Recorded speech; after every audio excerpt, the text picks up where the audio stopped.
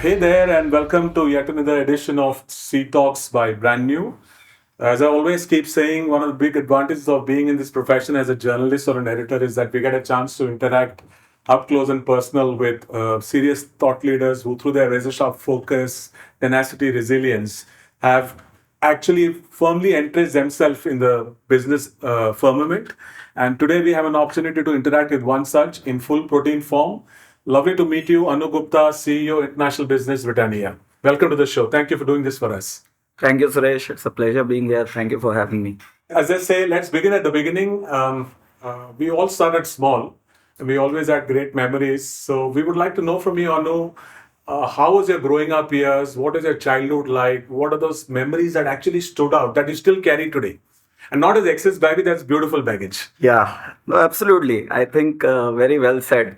It's what we are as a child, which ultimately transforms who we become when we grow up.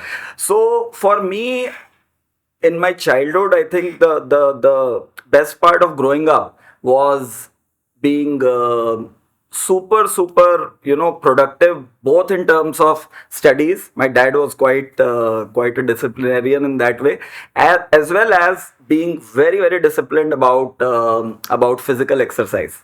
And I used to play football regularly. It was a passion. To this day, I try to keep up with it, and very fond of sports very early on, from my childhood. That's something which has shaped my personality. It has also shaped my thought process.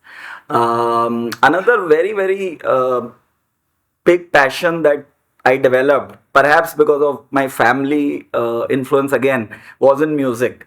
Really very enthused about old Hindi film music, and although I didn't learn any vocal instrument or any classical, but really like to hear music and to sing aloud, and to sing to my heart's content. That is something which really cherish. Also have tried to carry that through my adult life as well. As I grew and I entered engineering college, as you know, in those days there were only two things that somebody could have done: either become an engineer or become a doctor. So I became the former. So when I entered into engineering college, of course, the main goal was never to be an engineer. It was more about how much fun can we have when we find our newfound freedom from school to college. So had had made a great bunch of friends there. Some friendships which have still last today, which really cherish, from my Delhi College of Engineering days. And another thing which really started affecting me, or started building me up, was philosophizing about life, and what really we are here doing, and what is it that how do we end up being here, and is there a, let's say, a reason to it, and what ultimately is going to happen to all of us, things like that. So I think these two three things, love for sports, love for music, and love for generally thinking deeper about who we are and why we are here. But I guess these are the kind of things which I took into my adult life, and then I've been working for 26 years, and hope to work for as long as I can. These are the things that have really made me who I am today. Wonderful. I think it's a beautiful trifecta, no?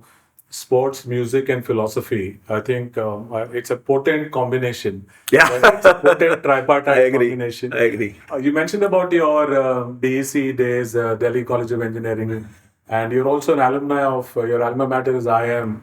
When you're studying, That's right. I mean, obviously, did you have some kind of a career path already envisaged or calibrated in your mind, that you're doing what you're doing currently? Are you able to relate to it, or is it a very seamless, natural thing that happened?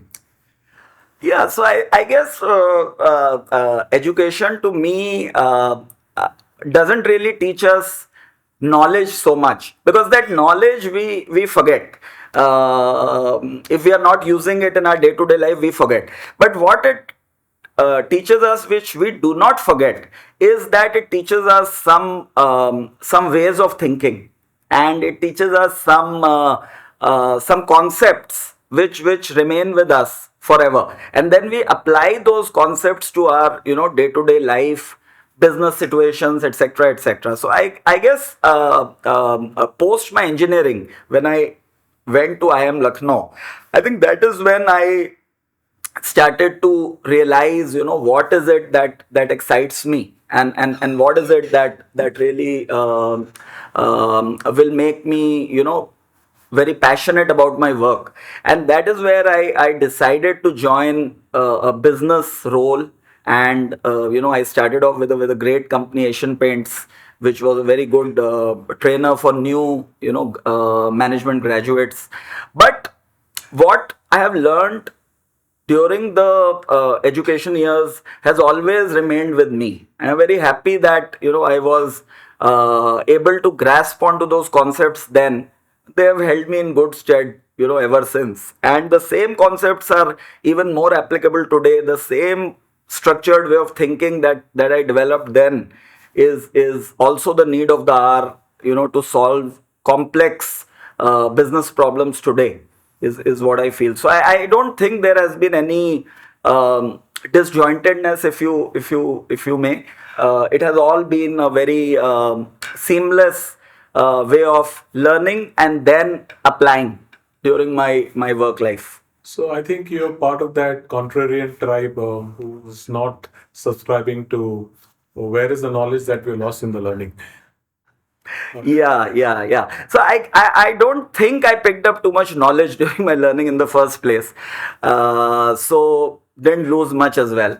The knowledge that I picked up was, I would say, much more during my work years, as and when I grappled with real life, business situations. Theory to practice. Yeah, how I could apply the concepts, and how I could learn more, how I could get better at doing the same thing over and over again by applying, newer ways of, doing it. I would put it in that way.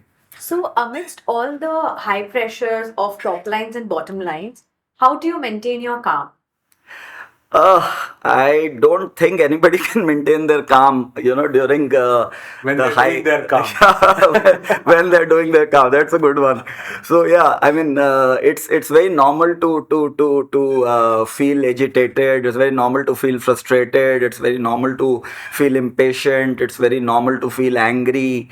But as long as I know that what is the reason why this these emotions are coming, what is the reason why I'm getting agitated, what is the reason why I'm getting frustrated. As long as that is there in the back of my mind, I always know that I'm going to overcome it. I always have that innate belief that I can overcome this, because no matter how difficult a situation faces anybody, the person can rise to the occasion. The human mind, as I have read somewhere, is only used to the extent of about 2%, or I think Albert Einstein probably used it about 5% or something, is what I've heard. So there is a enormous, how should I say, reservoir of Hidden potential. Intelligence, potential, energy, I would also say godliness, to add to all this. That is amongst all of us. So as long as we just know it, we don't need to really do something about it. Just the realization is enough, So, but yes, I mean, to answer your question straight, no, I don't stay calm. I feel frustrated, agitated, all the time. So, do you have a set wellness routine in your daily life, and has it been since early years, or it keeps changing as you travel and as you grow? And I mean, do you follow any particular wellness mantra that's been your go-to? Yeah, so I mean, thanks for asking that question, Richa. So wellness is something that means very different things to very different people, and I mean, just to clarify, we mean wellness of a body, we mean wellness of mind, we mean wellness of soul. Three types of wellness which I would define under wellness. The first and foremost is the wellness of body. And we were when we were small kids, they used to tell us a healthy mind and a healthy body, like that. There were so many things Health is wealth. health and wealth, and things like that. So right from very early childhood, this thing was always ingrained in me that there has to be some sort of physical activity. There has to be some sort of a routine for staying healthy and feeling better. So as I said, I was quite active into sports, especially football, and that was almost a daily routine which I followed till I went to my college and I got this injury. Till then, it was almost a daily routine. Post getting into work, it hasn't been, I would be honest, hasn't been all that great. It has always had its ups and downs, but at the end of the day, I do find some time for myself, mostly in the mornings, where I just do walking. I do some aerobics. I do some basic exercises, just to feel fresh and feel energized for the day. That has been my regular routine. Although I have not been, I must confess, very disciplined about my eating habits. Have been quite a foodie, to be honest with you. But however, in terms of my Not physical, surprising considering that you're in a company making cheese and cream. yes, yeah, The taste. and cookies all sorts of sweet and savory, cookies. You're right, and we really have to hold ourselves back when we are in office. So, but that has never deterred me having a good lunch. Yeah, you know. absolutely. Yeah. So there is a routine. There is a wellness routine which comprises of regular exercise and generally being healthy. Other thing that I have always tried to do, I'm not a very religious person as such, but I try to spend some time with myself. I try to just be aware of myself and my surroundings for some time in a day, that Time. yeah, Have that me time. that me time, sometimes in the office, sometimes in the evenings. There's no strict regimen for that. Sometimes in the flights, but I do try to do that. It kind of clears up the mind quite a bit, and gives a lot of reassurance that I have a far more potential than what I am currently utilizing. So it gives a lot of reassurance that yes, I'm the same guy, and I do have a lot more potential to explore. So basically, for wellness, as you categorize into mind, body, soul, you're doing each activity for each parameter of wellness. Yeah. Consciously or unconsciously, Broad, you're doing it. broadly, You're broadly, doing it. Yeah. broadly yes, and even when I am living my daily life, doing all the regular things that we all do, I try to I try not to get carried away by it too much, because at the end of the day, we are here for a limited time on this planet. We are here to do some roles that God has destined for us or scripted for us. It's really important that although an actor like Dilip Kumar or someone will want to get into their role, but they will never forget that they are an actor who is doing that role.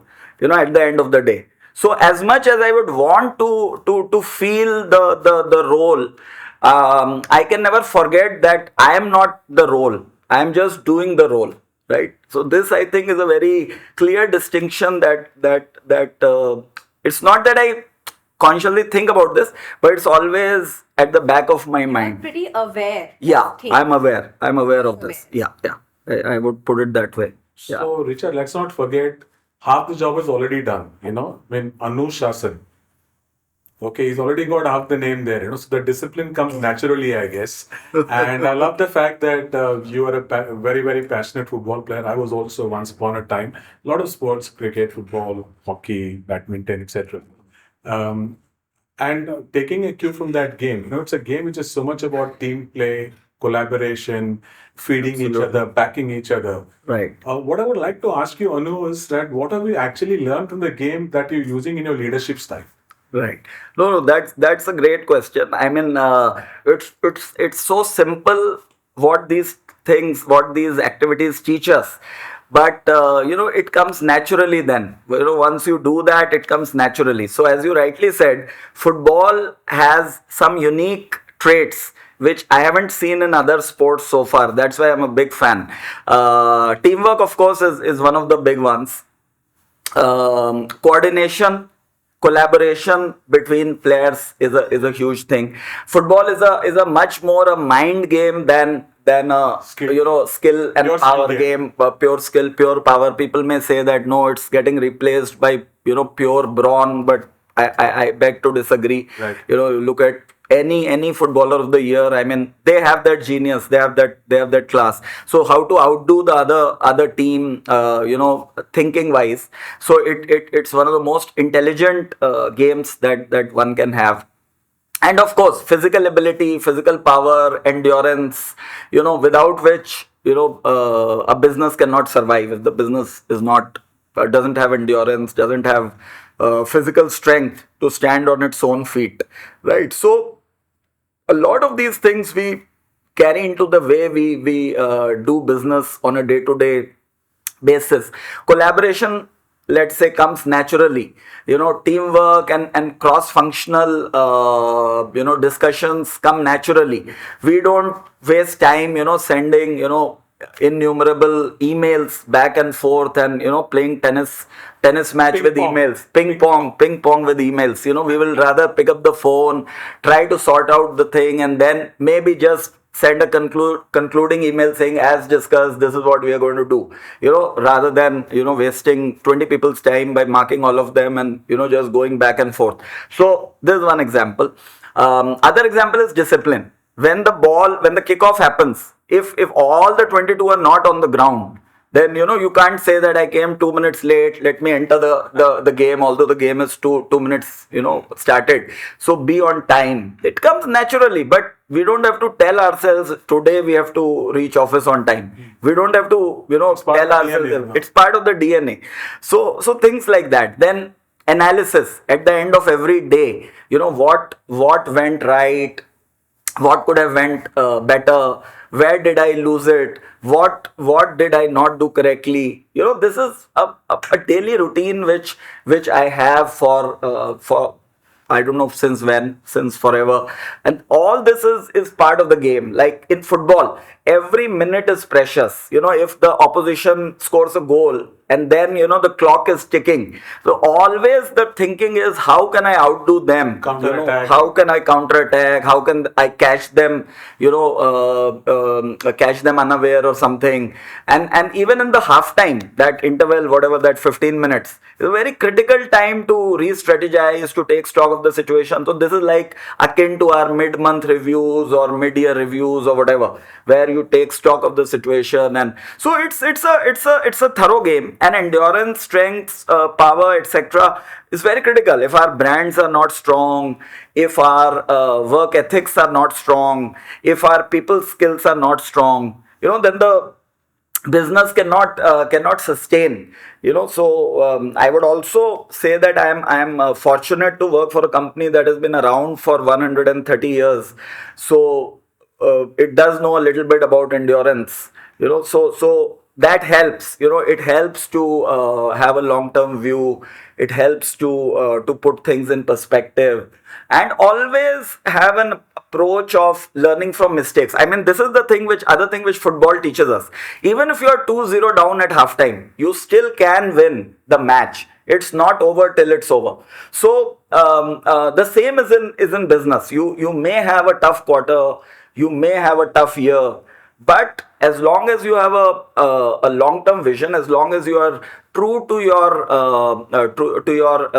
objectives that you have set for yourself, and as long as you have trust in your strategy, or in your methodology, I think sticking to the plan is very important. Many times we see that due to a bad result, the shareholders become very impatient, and I've seen this in a lot in MNCs also, and they become impatient, and then the board becomes impatient, and then the management becomes impatient, and then the employees become impatient.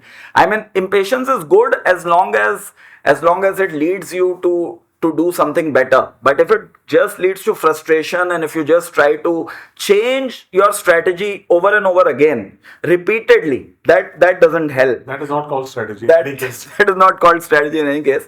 So as long as we are sticking to that, and if there are bumps along the way, of course we can make minor modifications in the plan, but we don't. It's not that after half time I change half my team, the 11 which started, and then the 11 who are ending the match, some 9 players are different. It never happens. In good teams, they will stick to their with their players for the entire duration of the match. So it's there are a lot of, like, I would say, learnings that sport can, we can take into our day-to-day lives. And this is not only, by the way, business related. This is also for our personal life. Absolutely. Our relationship with our wife, daughter, father, mother. This same thing is Applicable translated or applicable there also. The way we come across, the way we approach life, the way we approach our neighbors, the way we approach our servants, everything is interrelated. And everything can be, you can always have some correlation between all these things. Absolutely. Hit a power packed answer. Okay. So, what are your ways of deriving positive energy from within with the power of discipline? In your previous answers, I feel that's a Yeah. part of your DNA. Yes. So, I mean, how do you derive positive energy? I 100% agree with you. Discipline is inbuilt. It's inbuilt. I don't know from when, but yeah, from a very young age. And positive energy, I don't know from where I draw. To be again very honest answer, it's who I am. I don't know from where it came. I have no answer to that. There is no way I can be negative. I don't know how. So there's no. I don't know any logical way of. Problem is only finished. Yeah. I mean, Because I don't. If I'm negative, I can't. I can't live with myself. Automatically, my body will or mind will reject that state of being, and automatically I will go back into a positive zone. I don't know how to be negative. I mean, I can be critical. I can critique things. That is a different thing. I can never be negative that, oh God, the world is coming to an end, humanity is dying, what is going wrong with the world, like the typical, doomsayers. I cannot put myself in their shoes. I don't know how they do it. So I don't have any such. Of course, there's one thing which I would like to add here. I normally try to interact more with positive minded people. I normally try to avoid negative people, not because I feel anything wrong with them, because they are living their life, they know how they're living their life, but I am not able to connect easily with them. And I don't need somebody to say something to me to be able to figure out whether that bond will happen or not. It is automatic. So as a normal, you can say, thumb rule, I do not try to get sucked into too many conversations or debates with extremely negative views. Even if it's a very very negative debate, then maybe I'll be more silent, and if somebody pushes me to say, only then I might end up saying something. And most of the time I try to spend with people who I believe have a similar DNA, who I believe naturally have that chip, as you said, which looks at the brighter side of things. Maybe this is something which I can add. Yeah. So, Annu, with your permission, I'm going to be combining two questions, and this is something that has been growing in the mind of late. and the more I think about it, it refuses to go out. So I tried my best to hover it, but it is not going out. So again, if you look at the default, most of the times you're asked this question: what did you achieve or accomplish lately? I want that narrative to be changed, and it becomes so natural to ask the question, hey, listen, how did you fail recently?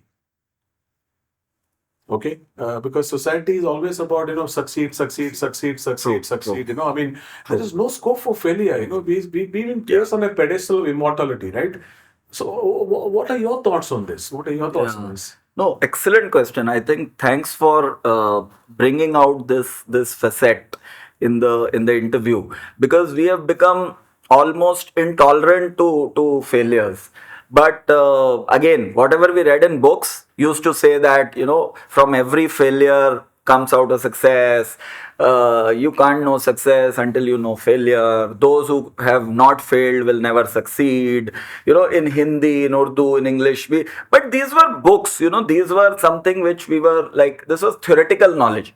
But in reality, in the last 26 years in my work career, and the nearly 25 years I'm married, personal life, I can like literally empathize with this, because success, what the way the world measures it, is only the outcome of so many things that are happening behind the scenes, which nobody knows. And like somebody gave me the example of a bamboo tree, that when you plant it for many years, you don't see anything coming out, and then suddenly, and then you're thinking, oh my god, gone, failure.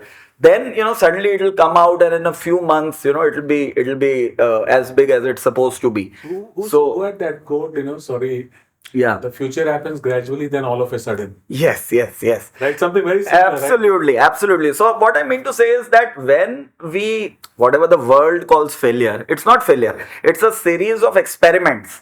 And the more you do experimentation, and the more you know how things are not giving the desired results, it is only then when you can actually start predicting, the way in which things will give the desired results, the way you have to mix the ingredients, raw materials. It's just like scientist, or just like a physicist, or anyone. They've spent countless hours and years of their life, and then by the time they're in their 60s, sometimes they will discover something, right? So success is nothing but a sigma of infinite number of what world calls failures. I don't call them failure, I call them small successes, because each of those is teaching the person who is trying it something about how to do it better, what not to do, what to do more, what to do less. And the other point I would like to make here is that if that is not the case, and if success happens to you like by chance, let's say Kumar Gaurav in films, the first film Love Story hit, the way it goes up also comes down, because you then cannot handle it, you don't know what to do with it, and you cannot steer that very very fast moving vehicle, where you have suddenly been such an example as well, right? Yeah, Kambli, my goodness, absolutely right. It's one thing that God has given you an incredible talent, and there's another thing how you carry it off, how you leverage it, how you work on it, what are your ethics. So I guess failure, although you are right, in today's generally corporate world, when we live on quarter by quarter results, people are not that let's say patient with few quarters of not so great results. But the great companies, whatever I have seen so far, are those that stick with their strategies, their long term strategies, with conviction, and every bad quarter does not lead to a series of layoffs or mass layoffs, etc. They're not looking for excuses to lay off people. Because somebody told me that after every layoff, it takes about 3 years for the entire culture to return back to the pre-layoff time, because those that have left have left an indelible scar on those who remain. So every layoff sets you back in terms of culture by 3 years is what I read somewhere. So this is not the way to go about it. If things are not going right, and if you are at least understanding why they're not going right, and you're improvising, and you are steadfast in your approach, then one day the light will come out of the tunnel. A good example is Kohli. Now Kohli was being almost written off by some critics, for 2 years, or I don't know, 3 years. He hardly scored a century, but there was no let's say let up from his side in terms of his discipline, in terms of his Self-belief. effort, Self-belief. in terms of his self belief. I believe his wife also helped him a lot in those days when anybody can have self doubts, but finally, I mean, he's shown through, and finally that the King Kohli that we all know was back to his normal game. Absolutely. So and had Kohli not seen the tough patch, maybe he wouldn't be so robust in his stroke play. Maybe his defense system would not have worked so well. So I think very rightly put. When did you fail last time? And then a corollary to the question should be, and what therefore did you learn out of it? Absolutely. Yeah. Now, I want to segue Yeah. into my next question, Anu. We are living in an ABCD world: artificial intelligence, blockchain, cloud, data analytics, right? Okay. And somehow, do you think uh, a very, very potent intrinsic weapon that we all have of something called the gut instinct is losing its pride of place? What do you have to say to that? Yeah, I mean, I would say that as a technical person, as an engineer, I am really amazed to see the level of growth and success that technical guys are having in this field. I mean, literally, it's helping so many areas. Artificial intelligence is happening. It's helping the way we live. It's helping cure diseases that were incurable earlier or considered incurable earlier. It's helping us go into space. It's helping us do a lot of things, a lot of stuff done in a very short period of time with lesser resources, etc., etc. At the same time, I do believe that people are becoming more and more gadget dependent, and people are really becoming less and less comfortable using and applying themselves to solve problems. People are always thinking, like me, for this is an example which fits me also. Suppose I get a data which is critical. What will I do? In the earlier time, I just used to fiddle around with it and try to make sense of it. Now I will think, who is my MIS guy? What is my software that my company has? Can somebody do it for me and give it to me on a platter? But when that happens, I miss out on certain very important things which I stumble along the way if I were to analyze the whole data myself. I'm not saying that everybody can do everything themselves, but we are losing that confidence that we used to have before. Even today, I loathe using calculators for simple things. In our mind we do calculations, which I am finding young people today, it's not so easy. It doesn't come easy to them.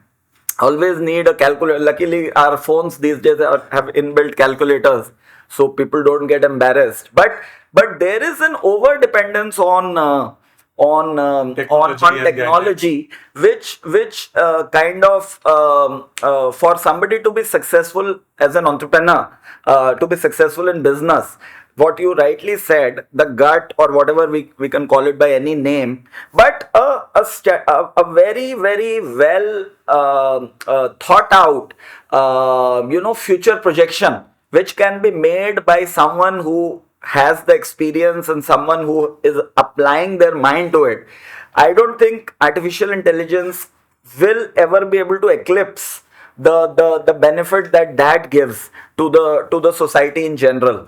Because no matter whatever we may say, but this artificial intelligence is always programmed by humans, and human intelligence is always on top of the AI. Although people claim that they will become more intelligent than us, maybe they will in future, but in the near time to come, maybe a few decades, I don't see that need for people to apply themselves and think through the best solution with their own intelligence and experience. I don't think that need will go down. In fact, that need is going up, because there are lesser and lesser people who are doing that. I'll give you a simple example. We work for large company. We work for a large company. Now, whenever we want to do any launch of any new product, nobody wants to just go with gut. So much so that the innovation, the ideas that go into the innovation funnel already are very constricted. Everybody wants to go through some very, very fancy quant research which costs crores of rupees. And to be very honest with you, Suresh, that 90% of new products, not only for this company where I work, for all large companies, 90% of new products do not work. And all of them have gone through tons and tons of quantitative research to back it up. But that ownership and that gut, I feel, is many a times it is missing in the top echelons of management, which kind of says that no, I know this will work, this will succeed, let's go after it.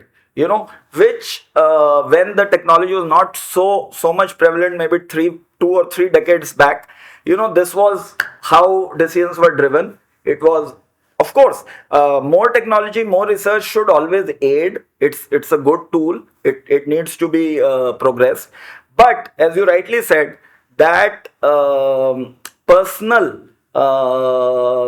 gut-based thought process and solution-seeking behavior should not disappear. It should not be compromised in the garb of technology. That's beautifully articulated, Annu. I think some classical examples would be the likes of Dhirubhai Ambani, Steve Jobs, Andy Grove, I think Zuckerberg, Elon Musk, all of this. I mean, they were not waiting for market to tell them what to do. A lot of it is completely on gut. There is no quantitative research, as you mentioned, spending millions of dollars in trying to figure out. And no consumer is actually told that I wanted a touch phone, I wanted an Airbnb, I want a fax machine, I want a post-it note. No consumer is ever told. It is those organizations and leaders who've taken the moonshot and brought it out of the market. Then, oh my God, how did I live without a smartphone all these years? Okay, so beautifully put. Absolutely. In fact, in marketing, we were taught when we were just students that a marketeer is one who actually creates a need, which nobody knows that they needed before. Absolutely. We call it latent and covert and overt needs. Yeah. So in fact, recently I just did a small video about it. Actually, it's like the conventional default is that you launch a product or a service or a solution, then you go around looking for customers. Ideally speaking, you create products and solutions for a customer.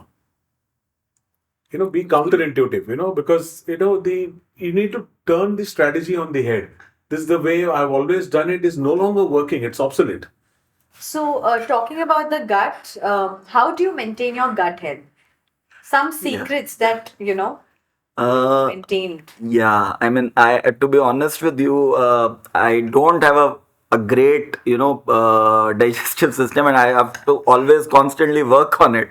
But certain things which I've always added to the food, this comes as part of the way I've grown up, dietary habits. So yogurt or curd, in all meals, having buttermilk, at least once or twice a day. Actually, someone was telling me that in our ancient literature, there's a mention that this buttermilk is like Amrit. It's like, proverbial thing. It's a great drink to have a long life and to have a, healthy life.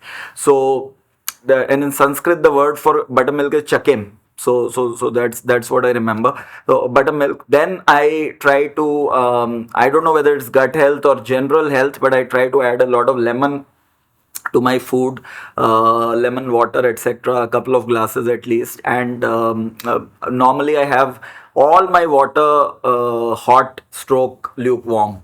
I hardly remember a time when I drank Straight from cold the fridge. water. Or so in our fridge we don't normally have water, but even from the tap I hardly remember, except when we are out, and there we'll obviously have water, whatever is available. But these are some general rules. But more importantly, I think the core is be aware about how our body reacts to various food and drinks, and to be able to draw a line, be mindful of what we are eating and how much we are eating.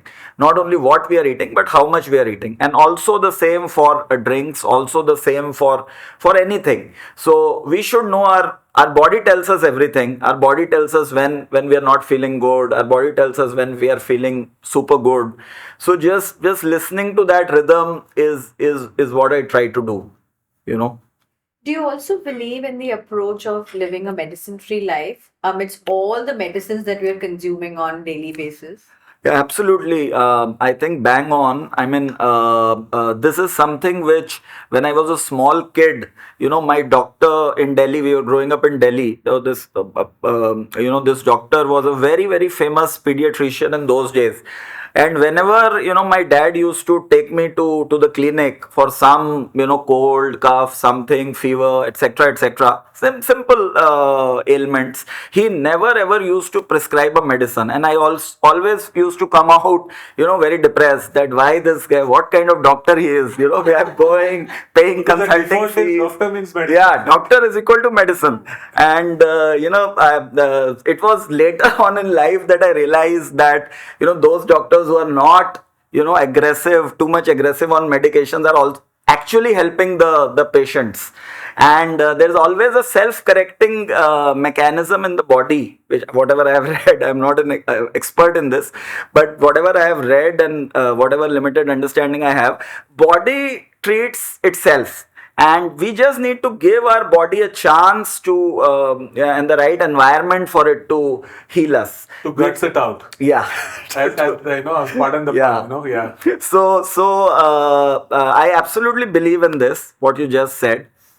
And most of the medicinal qualities do exist in our food and the beverages that we drink. Most of the nutrients and the medicinal things are already there in the natural food and drinks that we consume on a day-to-day basis. So as long as we are able to give our body time, as long as we are not impatient, to start running a marathon, as long as we are mindful, I think this really helps. And today what you asked, Richa, is very pertinent, because as I was mentioning earlier, the like medicines are becoming a bane today, and there is a serious risk of humanity being overdrugged and actually developing immunity against the antibiotics or the medicines that are there, which therefore will not work with that efficacy, and it gets passed on from one generation to the next. So there will be more resistance to the medicines coming in the future generations if we continue the unabated use of medicines in our day-to-day life. So absolutely agree with you. Yes. Nice to know that you have an inbuilt concept of knowing that body heals itself, which is very important these days. If you're aware of this concept, half the things are solved automatically. Absolutely. Just to add to that, Risha, somehow I think we, as whatever we are, I think we need to give this home remedies a new tag, because somehow it becomes like a gar ki murgi dal barabar, because it is called home remedies and hacks, but those are fantastic stuff, ginger, turmeric, what you call it, coriander, all the things that you can actually have at home without spending a bomb and breaking the Absolutely. bank. are actually wonderful things, but we somehow don't seem to give it that kind of importance. And you want to give, you thousands of dirhams or rupees in medicine from a pharmacy, and then you feel that okay, I've done my bit. So yeah, just one question that I would want to ask Anu is. Again, very personal fascination is that, what are the kind of books and people that have inspired you as you grew up? Yeah, I mean that's a great question. I've always been a fan of books, and I had the privilege of reading, a host of books on varied subjects. Used to be very passionate about history at some point of time. Read a lot of books on history, world history. I was very fond of literature, also passionate about reading the life stories or biographies of great people who have lived.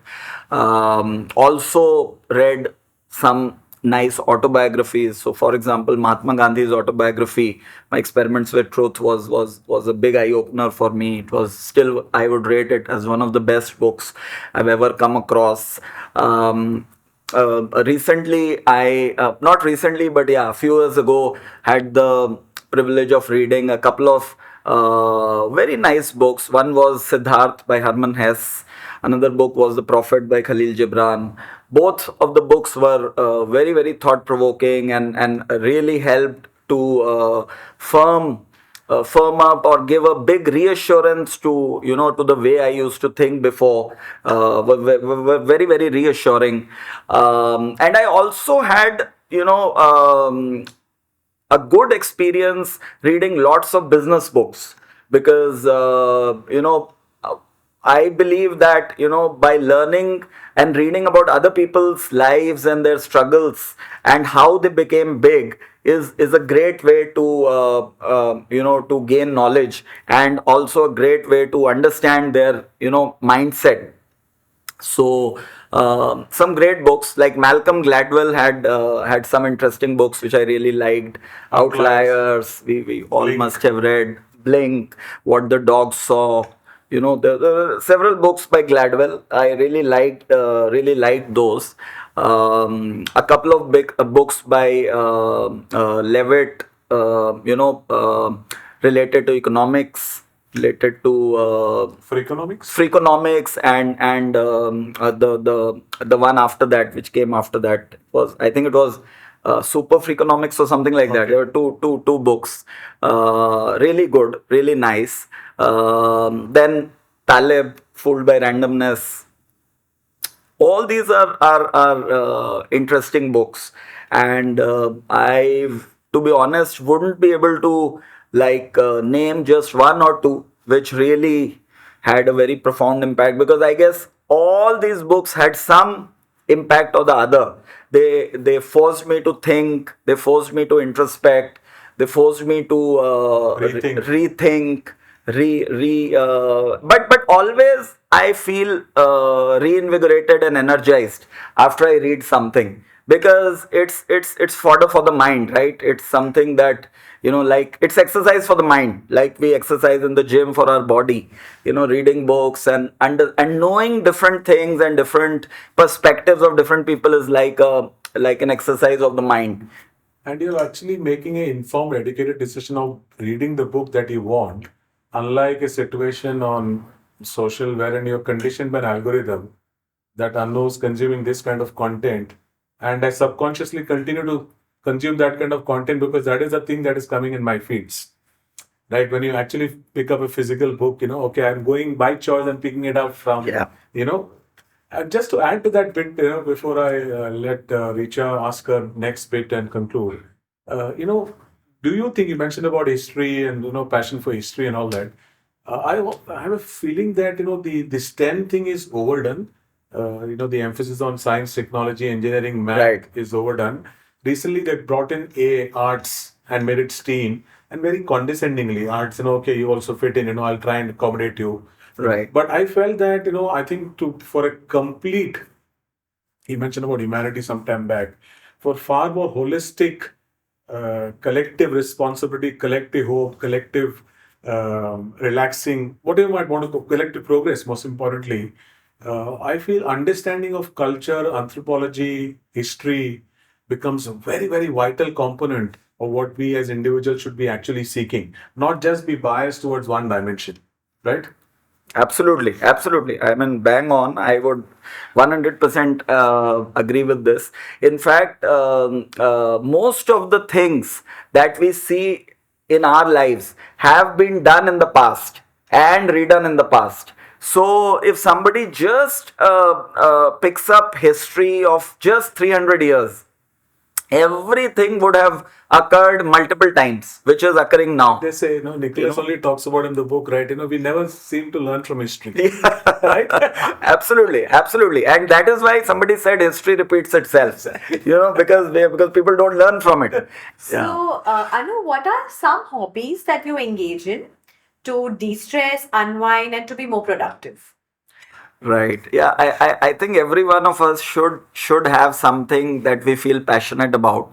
It's the best way to remain stress free. So first of all, to be honest, I love my work and I love what I do. So that feeling of stress never goes beyond a threshold. That's the first thing which I would also like to perhaps suggest to people that Love what you do, do what you love. yeah, love what you do what you love, because whatever you do outside of that will be a fraction of the time that you actually spend doing your job or your work. Unless you love that, it won't be so thrilling anymore, and even you'll have lesser interest in pursuing your passions because the overall energy and overall morale will be down. So first thing is that. Having said that, what I really like to do now after the surgery, I haven't started playing, but I used to play table tennis, and although I haven't played football in some time, but some kind of indoor cricket, these kind of games I used to play to feel happy. And luckily in our office there are some good sports fans like me, so sports enthusiasts, so we are happy doing that. If there's no partner, I can't play, then at least going for a long walk.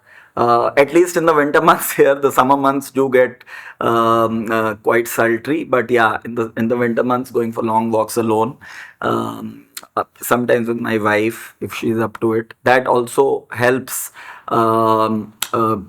focus a lot better. And I think last but not the least is listening to the kind of music that I like to listen to, and humming along, and playing it out loud, and playing it as much as I want to. So I always hit the subscribe button whenever I like something on YouTube. So then the feed keeps coming for similar similar songs. So I guess that really helps me to de-stress. Yeah. So, sports, music, and walks, long walks Yes. with your As long as possible. as long as possible. Yeah. All of them strike the right chords with him. Yeah. So you've been involved in high pressure jobs and at very senior levels in most part of your career. So what is your thought on, and especially living in Middle East, what is your thought on ageless body, timeless mind? Do you believe in, trying the new technologies that come up each day for all these things, or you are still believing in the ancient traditions that your grandmom did and the ancient home hacks, and everybody has some, secrets that they do to maintain these two things, especially at senior levels. So which part do you believe? So I guess it's a mix of both, because God gave us brain, so I mean we're supposed to use it. So whatever I like, I and it feels right to me, I embrace that. Whatever doesn't feel right to me, I don't. My nani used to say, "Suno sabki, karo apne man ki." So it's good to hear everyone. It's good to hear from everyone, whether it's my grandmom or whether it's the new age technology guys, whatever they say. It's good to learn and adapt to the good part of it, and as far as possible try to restrict what we don't feel very enthused about.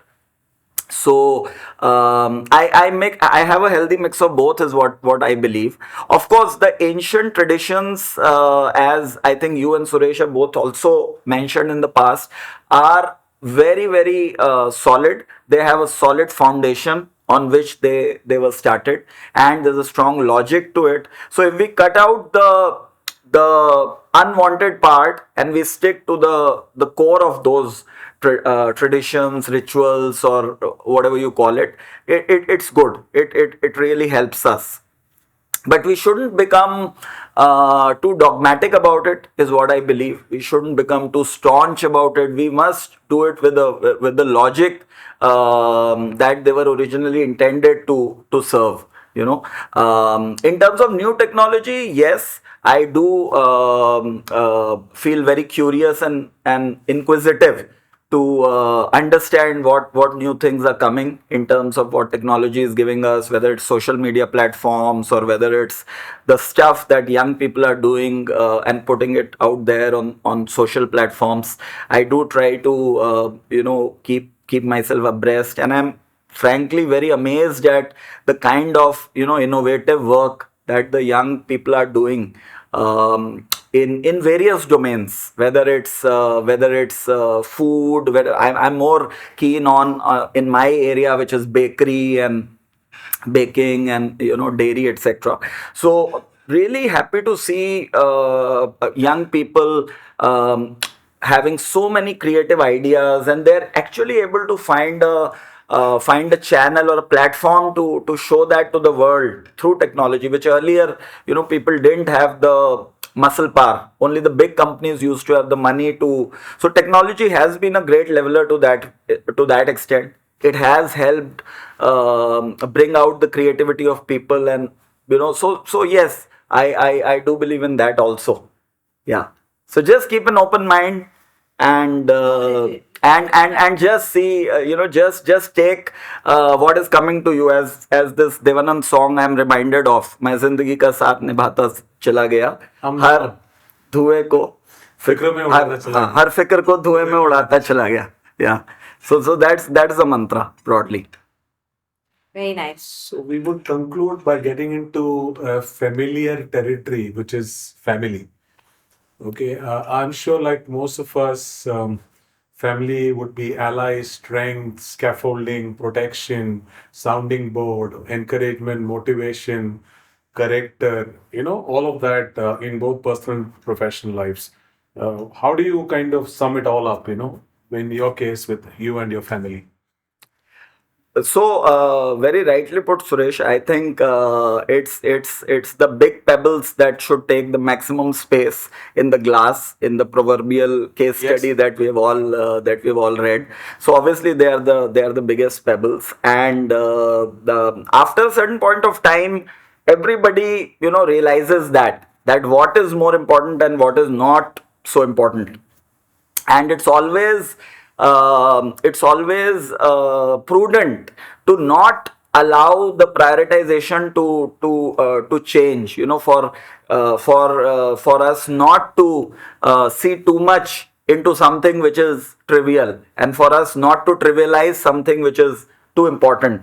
So of course the family, as for others, my family has also been always rock solid in terms of the un fettered love and support that they have shown, Unqualified, as you said. unqualified, and which hardly requires a tit for tat or a quid pro quo expectation. You scratch my back. I Yeah, scratch yours. it's not a corporatish thing. It's more like a real Connection. connection that we stand for.